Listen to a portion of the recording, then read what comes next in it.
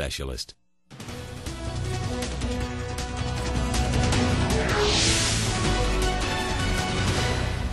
Harrisonburg police are still working on the case of extensive gang taggings over the weekend. The taggings included 21 Harrisonburg school buses, a police cruiser, and 2 bus shelters, all on Washington Street.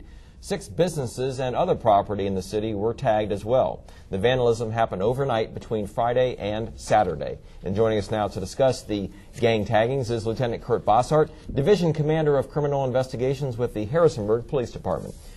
Thanks for joining us. Thank you, Bob. Where are we now with solving this case?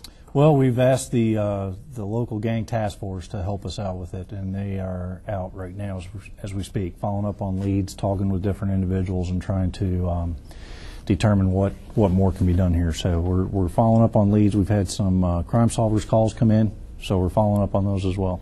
All right. Does this incident over the weekend mean that gangs are becoming more prevalent?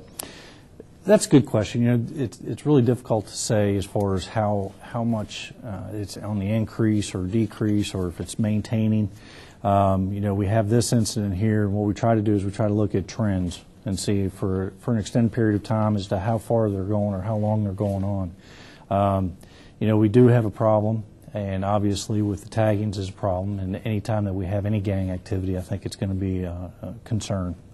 Do we have a handle on, in Harrisonburg or Rockingham County, how many people are in gangs or how many gangs there are? The last numbers that we have right now, most recent, are we've identified 13 nationally known gangs as far as being operating within Harrisonburg and Rockingham County. Of those 13, and that's not including your homegrown gangs or your subsets of these gangs, but then of those 13, we also have about 800 members that we've identified as being members of gangs. 800? Yes. Seems like a pretty big number for this size area. Yeah, I think it is too big a number. You know, and that is a big number. It's hard to say though if that's on the increase or decrease. And I think you and I've talked before about statistical information, and it tells part of a story. With this, you know, we've just started getting into the gang information process about 5 years ago. And, you know, our intelligence base is a whole lot better than what it was. Our gang task force members are just doing a phenomenal job as far as getting out there in the community, working with a lot of the youth and the gang members and different people like that. So, are we making headway against gangs? Do we know? Well, and again, that's going to be one of those questions that's hard to answer. I think we are, in the sense of I think the community is becoming more aware. I think the community is becoming more involved. Businesses are becoming more involved. I think people have a better understanding of what's involved with these gangs. And so from that standpoint, I would say we are making a headway.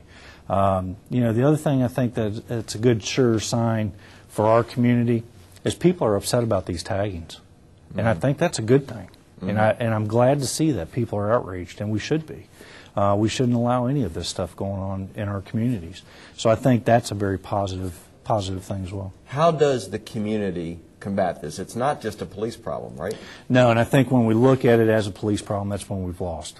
You know, if we start looking at this problem as a police problem and no one else can do anything to help solve it, then we've lost the battle. And I think that's one of the things, as far as a community, we need to rely on the business community, we need to rely on the faith-based communities, the schools, parents. And everybody has a part in it, and everyone within the community needs to step up. They need to get involved.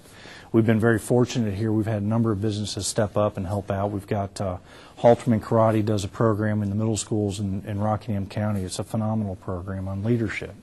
And there's just one example of a business member who stepped up and volunteers his time because he saw the need and he was concerned about the youth in our community. So different programs, not one program. You know, we've got Boys and Girls Club, we've got Big Brothers Big Sisters, we've got the Children's Museum. There's a number of programs out there, and I think it's a matter of people stepping up and getting involved, whether it's on the business level, whether it's on a faith-based level. Parents need to step up, and I think it's time that the community does that. All right, very good. Lieutenant Kurt Bossart of the Harrisonburg Police, thanks so much for joining us. Thank you. And if you have any information about the vandalism this weekend, please call Crime Solvers at 574-5050. It's an anonymous tip line, and callers could receive up to a $1,000